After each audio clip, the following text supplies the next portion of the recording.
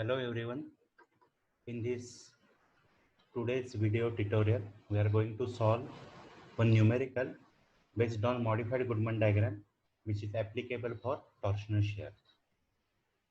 This today's discussion also belongs to CO3, wherein to investigate and determine fluctuating stress with respect to finite and infinite life of component under simple and combined loading conditions like transmission shafts using modified Goodman criteria. Now, the rationale of today's discussion is whenever a machine part is subjected to torsion and where torsional moment or the torque applied on the machine part, rotational machine part, changes from time to time, it is dynamic one that will cause varying or fluctuating torsional shear stress getting induced inside the machine part. Whenever a machine part is subjected to fluctuating torque, fluctuating torsional moment, it will cause induction of fluctuating torsional shear stress inside the machine part. This induced torsional shear stress will vary from tau max to tau min. So, using the usual idea, one can calculate mean or average torsional shear stress tau m, which will be given by tau max plus tau min divided by 2, and the amplitude of the stress will be given by amplitude of torsional shear stress will be given as tau max minus tau min divided by 2. Herein, while analyzing the machine part for designing it, we have to take into account the shear endurance strength SSE and shear strength SSY instead of endurance strength SE and SYT, the yield strength. Here, instead of yield strength and endurance strength, we have to take into account the shear strength SSY and endurance shear strength SSE. How to calculate value of SSE and SSY? There are two possible theories based upon which one can calculate value of SSE and SSY. If the distortion energy theory is required to be implemented, then in that case, SSE, the endurance shear strength, is given as 0.577 times SE, whereas SSY, the shear strength, is given as 0.577 SYT. SYT is the yield point tensile strength or yield strength. If shear stress theory is required to be implemented, in that case, SSE, shear endurance strength, is given as half of the endurance strength of the machine part, SE, wherein SE is calculated as KA, KB, KC, KC, KC, KD, etc. and SE dash, where SE dash represents endurance strength of the material of the machine part, which is generally taken as assumed as 0.5 times SUT. So SE is calculated normally and multiplying it by 0.5, one can calculate SSE, which is required to be used for further analysis of a machine part which is subjected to fluctuating torsional shear stress. SSY, if the shear stress theory is required to be implemented, then SSY, shear strength, is assumed as half of the yield strength, 0.5 times SYT. Now, already we have discussed SSY on y-axis and SSY on x-axis. The line joining the two is required to be taken into account. Here, modified Goodman diagram for torsional shear stress is plotted in somewhat different manner. Here, on y-axis, amplitude of the torsional shear stress is assumed, whereas on x-axis, mean torsional shear is plotted.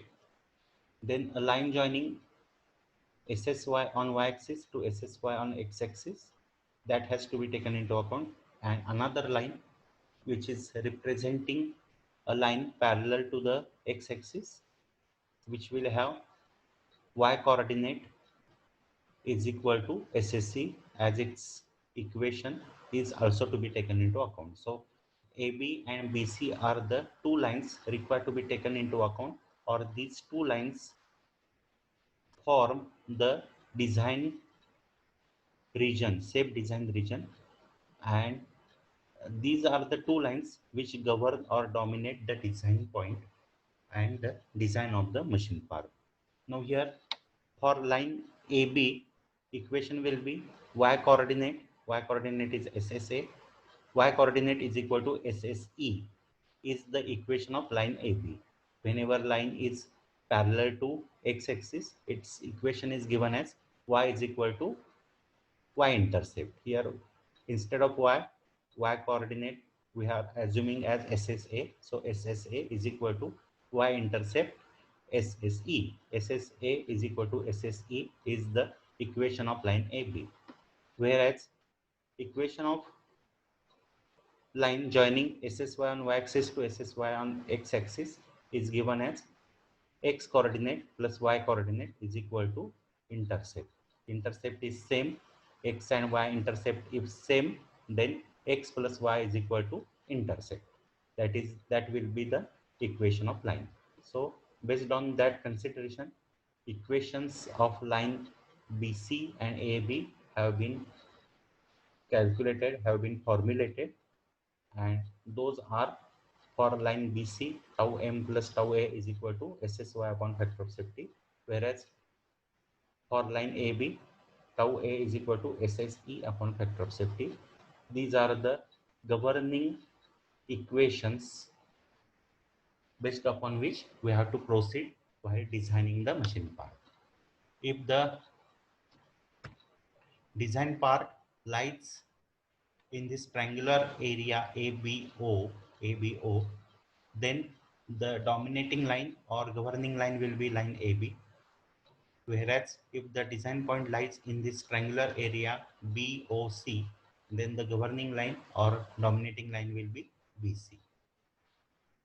How to decide wherein the design point line lies, whether in triangular area ABO or in triangular area BOC? That will be decided based on theta, the angle subtended by design point with x-axis, and theta critical, the angle subtended by point B with x-axis. This point B is the point of intersection of both the lines, both the dominating or governing lines. It is the point of intersection of both the lines, line AB and line BC. Both the governing lines point of intersection is the point B, and therefore the angle subtended by point B with x-axis is considered as theta critical. If the theta angle subtended by design point is greater than theta critical, then the point will lie in this triangular area which is governed by line AB. Whereas if the design point lies in this area BOC, then its value of theta, that is angle subtended by that design point with respect to x-axis, will be smaller than theta critical, and so it will be governed by line BC. We have already formulated equations for line AB and line BC.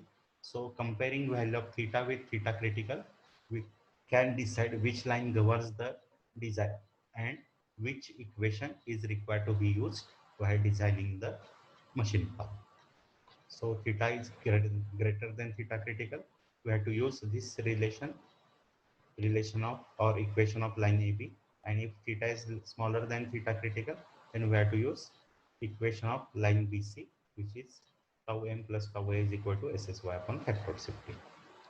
Theta is given by tan inverse of tau a upon tau m, and theta critical is given as tan inverse of SSA upon SSM. Now we have also seen value of SSA is given as SSE and value of SSM as SSY minus SSE. So knowing value of SSE and SSY, one can calculate SSA and SSM. Using those, one can calculate theta critical. So finally, for summarizing the things, theta is given by relation tan inverse of tau a upon tau m. Theta critical tan inverse of SSA upon SSM, where SSA is equal to SSE, SSM is equal to SSY minus SSE. Equation of line AB, tau A is equal to SSE upon factor of safety. Equation of line BC required to be used if theta is smaller than theta critical. Tau M plus tau A is equal to SSY upon factor of safety. Now let us solve one numerical which will clear the idea. A transmission shaft, the problem statement for this numerical is as shown here. A transmission shaft of cold drawn steel 727 mm2 having SUT 500 Newton per millimeter square, SYT 300 Newton per millimeter square is subjected to a fluctuating torque. See here, fluctuating torque is applied, fluctuating torsional moment is applied on the shaft. Therefore, fluctuating torsional shear stress will develop inside the shaft, which varies from this fluctuating torque. Torsional moment varies from minus 100 Newton meter to plus 400 Newton meter. The factor of safety is 2. Assume the distortion energy theory. Distortion energy theory means we have to use 0.577 as multiplication factor while calculating SSE and SSY. Determine diameter of the shaft if endurance strength SE is 150 Newton per millimeter square. Now you can see here I have just enlisted the given data by following our usual custom of enlisting the given data. SUT is 500, SYT is 300, SE is 150, factor of safety is 2. Maximum torque MT max is equal to 400 Newton meter, but we have to take it into account in terms of Newton millimeter. So 400 multiplied by 10 raised to 3 Newton millimeter. Similarly, MT min is equal to minus 100 Newton meter means minus 100 into 10 raised to 3 Newton millimeter. According to distortion energy theory, SSY is equal to 0.577 SYT and SSE is equal to 0.577 SE. We are knowing value of SE, also we are knowing value of SYT. So we are in position to calculate value of SSY and SSE, which happens to be equal to 173 and 86.55 respectively. Now just I have carry forwarded the things here from the previous slide for convenience. Now here maximum torsional shear induced inside the shaft will be given by 16 maximum torsional moment 16 mt upon pi d cube is the usual equation. If you want to calculate maximum torque, then you have to take into account maximum torsional moment. So 16 multiplied by 400,000 or 4 lakhs divided by pi d cube. Now I have collected the common terms 16 upon pi d cube. Tau mean is equal to 16 upon pi d cube. MT mean. MT mean is minus 1 lakh. So minus 1 lakh. Tau m is equal to common terms tau max plus tau mean divided by 2. So it happens to be 1,50,000. Tau A amplitude of the torsional shear stress is equal to tau max minus tau mean divided by 2. Common terms tau max minus into bracket minus 1 lakh. So minus minus plus 1 lakh. So 5 lakh divided by 2, it is 2,50,000. So tau m is equal to 1,50,000. Tau m is equal to 1,50,000. Common terms multiplied by 1,50,000 and tau a is equal to common terms multiplied by 2,50,000. Now here one can note tau a upon tau m is equal to tau a upon tau m is equal to common term will disappear and what will remain over there 25 upon 15. So tau a upon tau m is equal to 25 upon 15 or 5 upon 3. So one can correlate tau a as equal to 5 by 3 times tau m. One can establish a relation between amplitude of the torsional shear with mean torsional shear stress. Now theta is equal to tan inverse of tau a upon tau m, which is equal to 5 upon 3. So tan inverse of 5 upon 3, which happens to be equal to 59.03 degrees. theta critical is given by tan inverse of SSA upon SSM. We know SSA is equal to SSE. SSE we have already calculated 86.55. SSM is given by SSY minus SSE. SSY 173 minus SSE 86.55. So SSM is equal to 86.45. So theta critical is equal to tan inverse of SSA upon SSM round about 1. So theta critical is round about 45 degrees. Now you can see here, you can note theta is greater than theta critical. Theta is of the order of say 60 or 59, whereas theta critical is of the order of 45. Theta is of course greater than theta critical. Now we know that if theta is greater, here just the things from the previous slide I have just carry forwarded for convenience. Now theta is greater than theta critical. If theta is greater than theta critical, then we have to use line equation of line AB, because line AB will govern the design and its equation we have to use for further analysis. If theta would be lesser than theta critical, then we would have used equation of line BC, because in that case line BC will be the governing line and its equation would have been used for further analysis. But in this particular case, theta is greater than theta critical, therefore line AB governs the design and its equation tau A is equal to SSE upon factor of safety is required to be taken into account while designing the shaft. Now we know that tau A is equal to 16 upon pi d cube into bracket 2,50,000. Tau A is equal to 60 upon pi d cube into bracket 2,50,000. SSE is known to us. SSE is 86.55. We have already calculated, and factor of safety they have specified it to be equal to 2. SSE already we know 86.55 and factor of safety is 2. Just I have carry forwarded the things here, and here we have to use governing equation as tau A is equal to SSE upon factor of safety. SSE already calculated 86.55 and factor of safety is 2. So tau A is equal to 43.27. But this tau A is equal to 16 upon pi d cube 2,50,000. So tau A 43.27 is equal to 16 upon pi d cube 2,50,000. So after solving this, you will have D is equal to 30.87 millimeters, or the diameter of the shaft required to sustain this fluctuating torsional moment or fluctuating torque will be equal to, the diameter of the shaft required will be equal to 30.87 millimeter, at least 30.87, which will be rounded to either 31 or 35 millimeters. So in this way we have to use the analysis as required to apply for the machine parts subjected to fluctuating torsional moments, and hence fluctuating torsional shear stress is getting developed inside the machine part. If such is the condition, then we have to proceed with the analysis as shown in this particular PPT.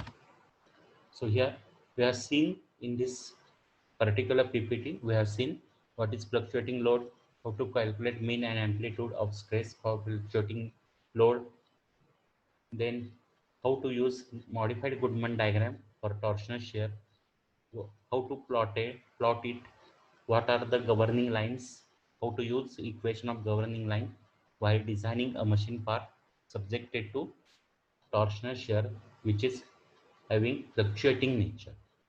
So all this discussion we have done in this particular PPT. So that's all for this particular video tutorial, for this video tutorial session. Thank you.